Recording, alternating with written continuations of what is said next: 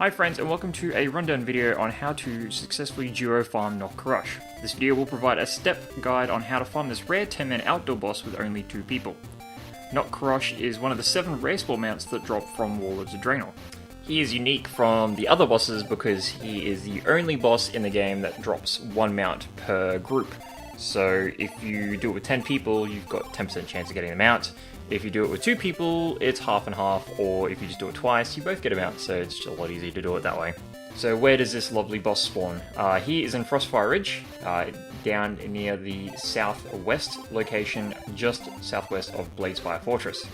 All you need to do this boss is a hunter, and some other ranged class with a low cooldown taunt. You can do it with a melee class if you wish. It just makes it a little bit harder because you can't DPS during the fight, so having 2 ranged classes makes it a lot easier. This usually narrows it down to either a hunter or a warlock because they're the only 2 that really have ranged taunts as a pet class, but you could try it with a mage and anything that can basically try to taunt off the boss itself. So how are we actually meant to do this boss? Once you arrive at Nok-Karosh's location, you'll notice that he is actually surrounded by a pack of his wolf friends. All you really need to do for this part, and super easy, is just get a hunter to tame and dismiss the pets in a certain order to make your life a little bit easier and to negate the trash, which is just really, really brutal and just way, way too difficult to do with 2 people. So all the hunter needs to do is to tame one of the pets and then dismiss it. The first one, as you noticed, is super easy. It's just right in front of him, pulls by itself. The next one is a little bit trickier. What you need to do is to freezing trap one of the wolves and binding shot the other. This actually means you will need to take a Glyph of Tame Pet, because if you don't, it will basically run up to the hunter and eat his face off. So it just gives you enough time to do it via binding shot if you have Glyph of Tame Pet up. So it's very important that you try to get one of those. Once those 2 are done, you basically repeat the same process for the other one, tame it and then dismiss it. And then we will move on to the next location. Now you may actually notice in this video too that we're running with 3 people. That's just because we were helping this priest get his mount. We were bored and we do this for fun, so you can safely do it with 2 people. The priest just basically dotted things. He didn't actually participate in most of the mechanics. So the last pack is 3 ads. It is the boss itself and 2 of the wolves. To do this fight, you basically freezing trap one of them.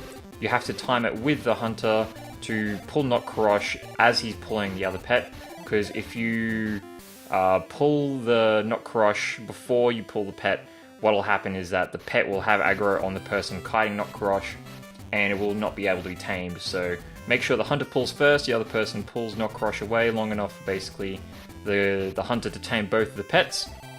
Unfortunately, you will take a durability hit because you just get chomped, and you basically just reset the fight. Once that's done, all the trash is gone that's needed to be. There'll be some more wolves up, but you don't actually need to worry about those. You head to a small rock down the southeast location of Nok-Karosh's spawn point. You'll see it's a big pointy rock, it's a bit hard to miss. Once you're there, you basically set yourself up 2 raid markers. You'll see a square on the screen in front of you here. That's where we set up the one person who is not kiting the boss up the hill. In this case, I use my lovely blueberry to place him just on the edge. You'll see right there. It's very, very tight range. We used a range check to measure 35 yards from that blue square down to that red X you'll see on the ground. It's kind of important that you try to give yourself as much range as possible because the taunt timers are pretty tight. Once you've done that, you basically can pull the boss up the hill, and what the hunter needs to do is just stand near the red X while the person at the top of the hill taunts. Nok-Karosh will turn around to face the boss, turn around to face your sort of person on top of the hill, and at that point the hunter just needs to distracting shot it back down the hill, and then you just start rotating backwards and forwards like this. It's fairly easy with 2 pets, but there is a lot of things that can go wrong, as you'll see in a bit. But it's just important that you time your taunts just before Nok-Karosh gets to the other person's pet. So what we usually did is that if we were the one timing the taunt, we just made sure that we were paying attention to that rather than actually doing damage to the boss. Because if you wait until if you're trying to pump out as much DPS as possible and you miss it, then things just go wrong super quick. And then all you need to do is just repeat this process to about 50%. So we'll just speed up this section here for you. And he's just going backwards and forwards, basically just taunting, super easy, nothing too difficult. Just making sure you're paying attention to what's going on. At around about 50%, Nok-Karosh does sort of a mechanic that starts messing up the fight a little bit. It's called Call of the Pack. As you'll see right now, he basically runs back down the hill. He'll start doing what's called his Call of a Pack ability, and what this basically does is it allows him to run twice as fast and does more damage. And at this point, my blueberry immediately starts disobeying me. He runs down the hill to try to taunt Nok-Karosh, and basically then he eats his turtle, and this is where the part we have to start sort of improvising. So the priest had the most aggro after that, and immediately got chomped, I believe, after the hunters sacrificed his turtle yet again to the greater good. My blueberry is still disobeying me at this point, and what's happening here is it's just because I'm pressing the taunt button too early, and he's out of range, and the blueberry turns to walk back down the hill to pick up aggro, but at this point my blueberry gets one shot, and the hunter basically had to improvise a little bit. He immediately eats the priest, and I think I'm next on aggro table, so after he eats the turtle, starts running towards me, and basically what we did to recover this sort of situation is I just demon teleported back up to the top of the hill, bought us some time, allowed me to resummon my pet. This is fairly easy to recover if you've got two pet classes. If you're running with, say, like a DK or a warrior, things might get a little bit hairy, and then just try to figure out what is the next situation. But the idea is to just buy yourself as much time as possible so the hunter can get his pet back up, and you can recover. I do believe we are able to recover eventually, but you'll notice that there is a few times where my blueberry just refuses to taunt the boss and start walking back down the hill, and because there's a minute cooldown between each summon, I basically had to do this cheese strat where I just teleport myself back up, but eventually we were able to recover this attempt.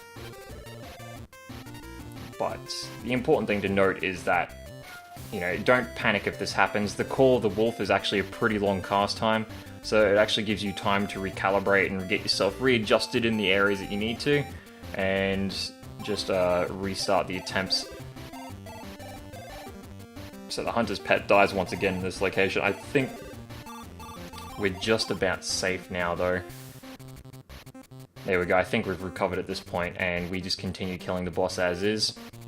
It can be very tight, this mechanic, so doing it this way with just two people, it does obviously secure your both a mount fairly quickly if you just do it twice, but it does mean that you will need to bounce the aggro backwards and forwards, and just make sure that you're paying attention to what's going on. Luckily, there's a graveyard right next to this boss, so it makes it super trivial. If you die, you just run straight back. And yeah, that's basically it. Once the boss dies, you're rolling in it. So people can grief you as well using this mechanic, because there's a little rock just behind it where people can taunt and basically evade bug the boss. Luckily, that guy was pretty merciful to us. And there you go. You can enjoy your free mount. So it's a good way to make a bit of money on the auction house if you wanted to do it that way. Or you can just, grind your mounts, save it for your buddies, sell it to your friends, whatever you want to do. But do with this as you will. And if you liked the video, just chuck us a like. And hopefully I'll get some more related video content out soon. But thanks guys, I'll catch you later.